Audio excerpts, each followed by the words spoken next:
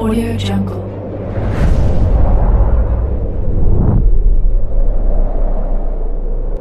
Yo, balik lagi bersama Mimin di Manhwa TV. Kali ini kita akan lanjutkan pembahasan dari cerita Riches Can Buy Royalty.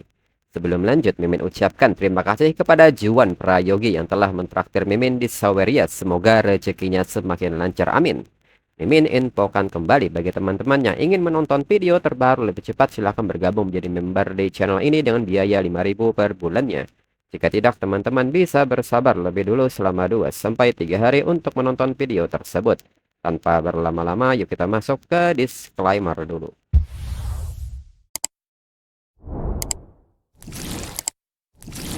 Disclaimer, silahkan abaikan hal ini jika kalian sudah mengerti. Ini peringatan mengenai konten di channel ini.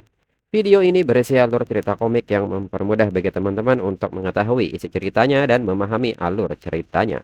Jika ada kesamaan tokoh, tempat, maupun isu yang sedang hangat, itu benar-benar tidak disengaja. Dan peringatan bagi teman-teman untuk tidak mencontoh atau meniru perkataan maupun perbuatan yang tidak baik yang ada di video ini. Karena cerita ini hanyalah fiktif belaka. Jika mengerti, yuk kita masuk ke ceritanya. Dalam pikiran Shen Yu, dirinya benar-benar tidak tahan ingin bertanya, bisakah mulai sekarang dirinya memanggil Shen Yuan dengan sebutan nama saja, bukan kakak ipar. Namun Shen Yu merasa sangat sulit menahan hal ini dan hampir mengatakan apa yang sebenarnya ingin dirinya katakan. Shen Yu pun merasa bahwa kata itu tidak boleh keluar dari mulutnya. Lagi pula Shen Yuan hanya memandang dirinya sebagai adiknya. Tidak mungkin Shen Yuan akan menyukai dirinya. Shen Yu pun merasa bahwa dirinya harus menjelaskan pada Shen Yuan. Kalau tidak, sesuatu yang buruk bisa terjadi. Lalu di saat Shen Yu kembali ke meja makan, Shen Yu pun kini memberanikan diri mengatakan kepada Shen Yuan bahwa dirinya tidak bermaksud seperti itu. Shen Yuan pun mengerti dan mengatakan bahwa itu tidak apa-apa. Mendengar hal ini, kepercayaan diri Shen Yu benar-benar runtuh dan menilai bahwa Shen Yuan sama sekali tidak terlihat peduli. Shen Yuan benar-benar tidak menyukai dirinya. Shen Yu pun pada akhirnya hanya tertunduk lesu di depan Shen Yuan. Shen Yuan yang melihat Shen Yu pun berpikir, Shen Yu yang ingin menjelaskan dirinya bilang bahwa dirinya tidak keberatan, jadi mengapa Shen Yu yang menjadi kesal. Shen Yuan pun merasa bahwa memang sulit membaca pikiran gadis berusia 17-18 tahun. Namun karena jawaban dirinya tadi membuat Shen Yu tidak senang, sebaiknya dirinya mengatakannya ulang. Shen Yuan pun kembali mengatakan kepada Shen Yu bahwa semua orang punya hak untuk memilih dengan bebas. Shen Yu tidak perlu terikat aturan masyarakat. Mendengar kata-kata ini, Shen Yu seketika terdiam selama beberapa detik dan menyadari sesuatu. Dalam pikiran Shen Yu tahu bahwa Shen Yuan tahu perasaan dirinya. Kata-katanya, Shen Yuan tidak sedang menolak dirinya. Tapi Shen Yuan mengatakannya dengan tidak langsung. Shen Yuan tidak bilang ya ataupun tidak. Shen Yu pun kini mulai mendekat dan berusaha untuk memikirkan apa yang harus dikatakan. Ketika ingin mengatakannya, tiba-tiba seseorang datang membuka pintu dan ternyata itu adalah Chen Na. Chen Na pun seketika bertanya apakah Shen Yu dan Shen Yuan sudah makan. Shen Yu pun kaget serta panik dan seketika berlari mengatakan bahwa mereka sudah makan. Shen Yu pun balik bertanya apakah Chen Na belum makan biar dirinya panaskan makanannya. Lalu Shen Yuan pun mengatakan bahwa bisnis kafe makin baik dan Chen Na telah bekerja keras. Chen Na pun mengatakan bahwa Shen Yuan sudah memberinya kondisi yang begitu baik dan luar biasa. Karena Shen Yuan dirinya benar-benar bahagia sekarang. Dirinya sama sekali tidak merasa lelah. Dirinya hanya ingin bekerja lebih keras lagi. Dan seketika Chen Na mendekat, duduk di pangkuan Shen Yuan serta memberikan isapan mautnya. Sedangkan Shen Yu yang mengetahui hal ini hanya terdiam dengan perasaan perih di hati. Lalu keesokan harinya di tempat gym, Meng Lu memberitahu Shen Yuan bahwa dirinya sudah mengunjungi 2 toko lainnya. Shen Yuan pun segera meminta Meng Lu untuk mengatakan apa masalah yang Meng Lu lihat. Meng Lu menjelaskan bahwa studio yoga pelayanannya bagus tapi anggotanya sedikit. Ini masalah menarik pelanggan. Gym yang satunya lagi mirip. Itu semua masalah kecil.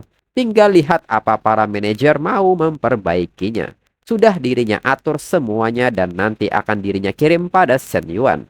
Shen Yuan pun mengatakan bahwa ini bagus kerja Meng Lu rapi. Meng Lu pantas mendapatkan hadiah. Meng Lu yang merasakan tangan Shen Yuan berada di buah melonnya bertanya apakah gerakan tangan itu lagi-lagi hadiah kecilnya. Shen Yuan pun bertanya menurut Meng Lu dirinya ini apa, serta mengatakan bahwa sore ini dirinya agak senggang, dan mengajak Meng Lu untuk berkencan. Namun selain laporan masalah Meng Lu, malam ini Meng Lu juga harus memberinya rencana penyelesaiannya. Meng Lu pun mengerti. Lalu kini Shen Yuan pun mengajak Meng Lu berbelanja hingga makan malam romantis. Dalam pikiran Shen Yuan, pakaian, tas, film, makan malam total 230.000 yuan. Setelah travel cashback, keuntungan bersihnya adalah 460.000 yuan. Lalu Meng Lu mengatakan bahwa hari ini sepertinya adalah hari paling membahagiakan dalam hidupnya. Shen Yuan menilai sepertinya jumlah cashback tidak penting. Poin kasih sayang Meng Lu naik jadi 93. Satu lagi hampir 100 poin, ini makin menarik. Shen Yuan pun menanggapi omongan Meng Lu dan menyebutnya sebagai gadis bodoh. Hari-hari mereka baru saja dimulai. Dan ini diakhiri dengan salam tempelnya.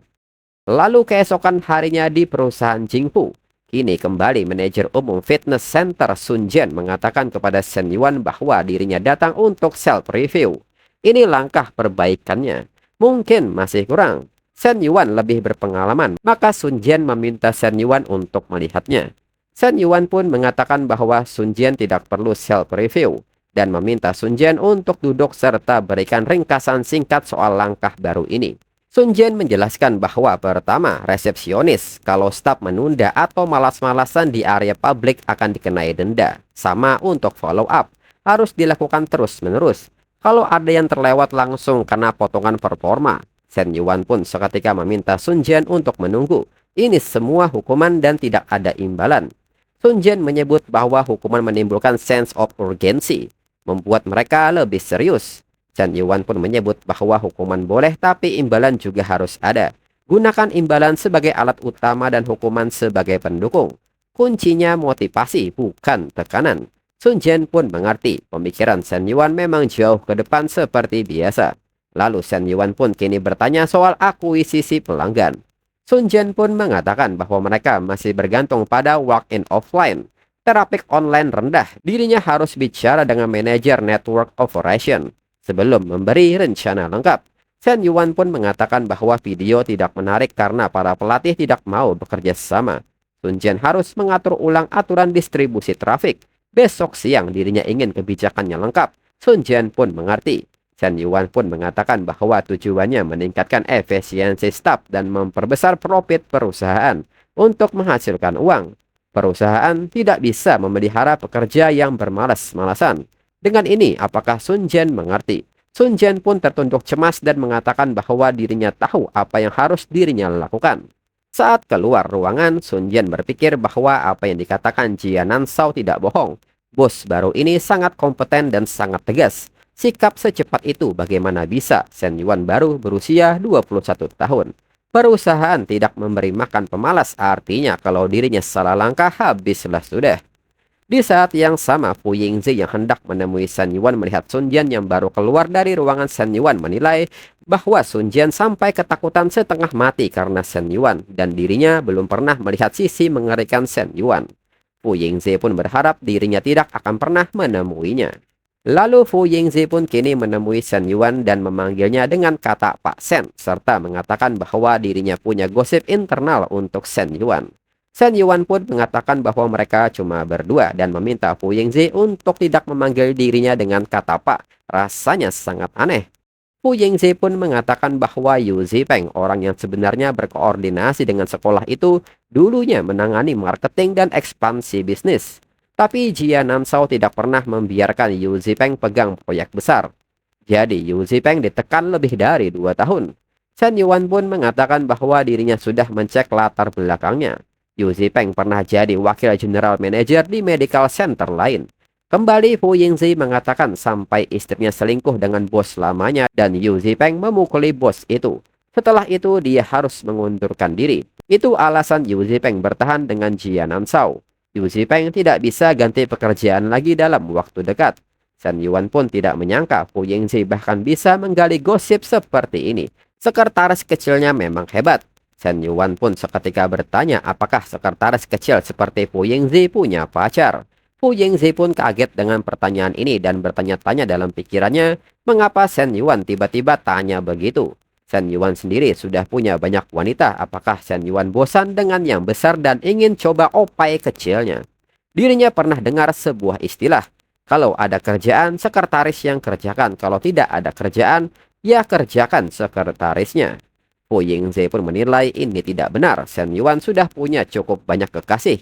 Shen Yuan tidak membutuhkan dirinya. Lebih baik tetaplah menjadi lebah kecil pekerja keras di sisinya. Lalu Shen Yuan mengatakan bahwa startup Yansong, Mo Zhenwang dan Lu Xinyue semuanya telah disetujui. Biarkan mereka mulai menerapkannya. Pu Yingzi pun mengerti. Lalu siangnya Shen Yuan mendapat pesan foto dari Lin Yuchang dan menilai bahwa postingan harian Lin Yuchang benar-benar dalam mode hubungan. Shen Yuan pun bertanya-tanya bukankah Lin Yuchang mengacaukan keadaan mentalnya saat ini. Lalu Lin Yuchang juga mengirim pesan yang mengatakan bahwa dirinya baru saja membuat makan siang. Apakah itu sesuai dengan selera Shen Yuan dan apakah Shen Yuan ingin dirinya kirimkan kepada Shen Yuan? Shen Yuan pun menyebut itu tidak perlu. Setelah makan siang, dirinya akan datang ke tempat Lin Yuchang untuk menyervis AC-nya. Lin Yuchang pun kaget melihat balasan Shen Yuan dan bertanya bisakah Shen Yuan tidak datang ke rumahnya. Shen Yuan sudah membuat dirinya takut. Shen Yuan pun menanggapi ini dan meminta Lin Yuchang untuk membawa pakaian dalamnya ke hotel dan dirinya akan mengirimkan lokasinya.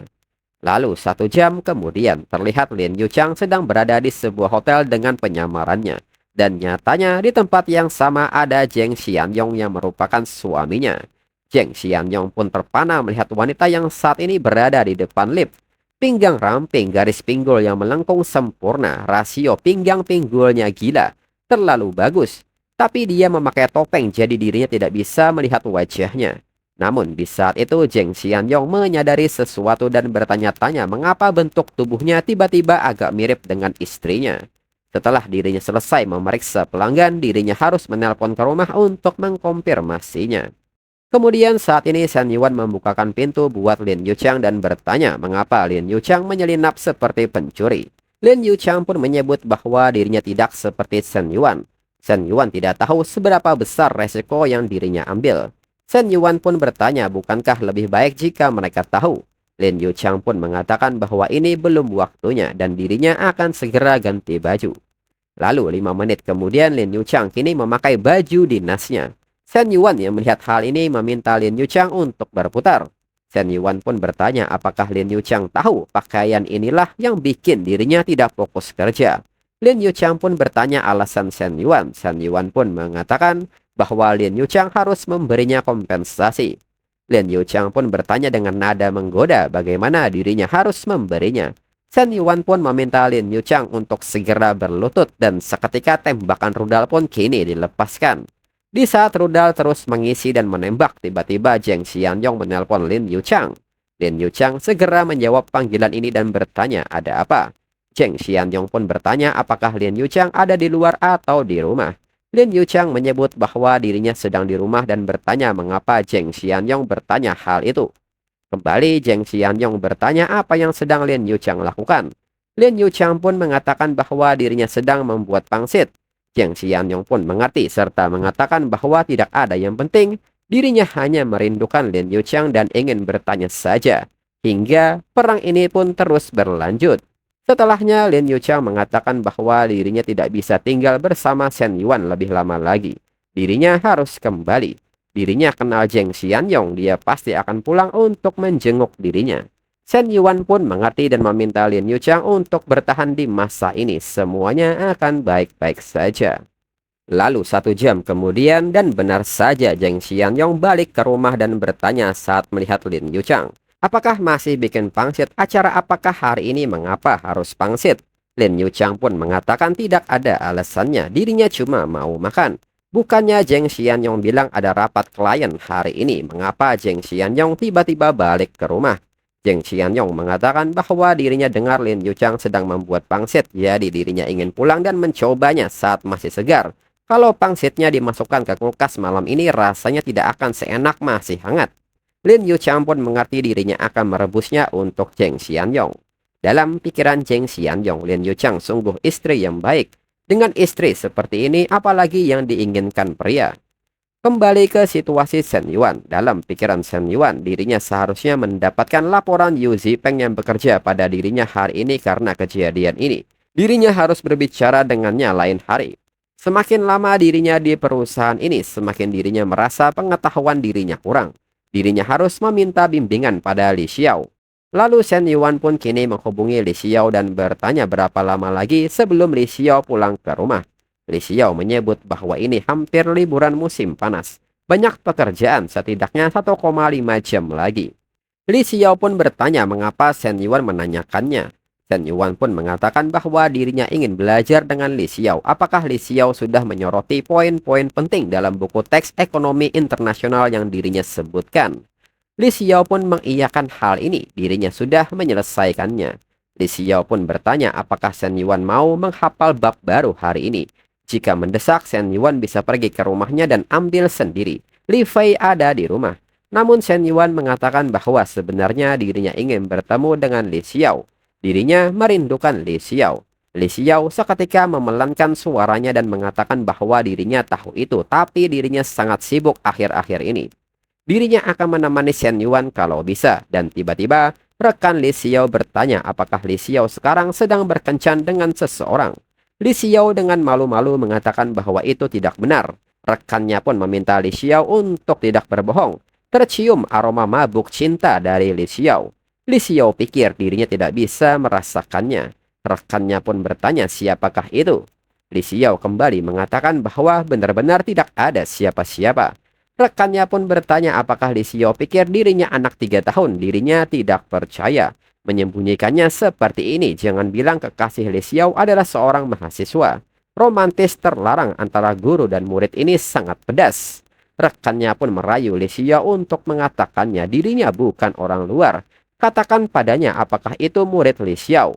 Li Xiao tahu siapa yang dirinya bicarakan ini. Li Xiao pun nampak malu-malu dengan hal ini serta mengatakan bahwa rapat akan segera dimulai dan meminta rekannya untuk tidak main-main. Rekannya pun mengerti dirinya sedang bersiap-siap, tapi sejujurnya hubungan guru murid sudah biasa sekarang. Rekannya pun meminta Li Xiao untuk tenang, dirinya tidak akan menghakimi Li Xiao. Lalu berpindah ke rumah Li Xiao. Shen Yuan pun datang menuruti saran Li Xiao dan Li Fei segera membukakan pintu. Shen Yuan pun mengatakan bahwa dirinya di sini untuk mengambil bahan pelajaran. Li Fei pun mengetahui itu, Li Xiao sudah mengirim pesan memberitahu dirinya. Li Fei pun mengatakan bahwa buku-bukunya ada di rak kamar tidur dan mempersilahkan Shen Yuan untuk mencarinya sendiri. Shen Yuan pun mengerti. Lalu saat mencari, Shen Yuan bertanya-tanya dalam pikirannya mengapa Li Fei tersipu malu dengan dirinya. Namun Shen Yuan akan melupakan ini, bukan urusannya. Selama dirinya tidak memprovokasi Li Fei, semuanya akan aman. Lalu Li Fei masuk ke kamar dan mengatakan bahwa dirinya perlu memberitahu Shen Yuan sesuatu. Shen Yuan pun seketika panik dan dalam pikiran Shen Yuan, ini adalah hal yang paling dirinya takutkan. Shen Yuan pun bertanya dengan hati-hati kepada Li Fei apakah itu. Li Fei pun meminta Shen Yuan melakukan hal itu dengan dirinya sekali. Shen Yuan pun kaget dan mematung mendengar pernyataan ini hingga membuat buku yang dipegangnya jatuh. Dan untuk episode selanjutnya tunggu 1-2 minggu lagi. Sekian dan terima kasih.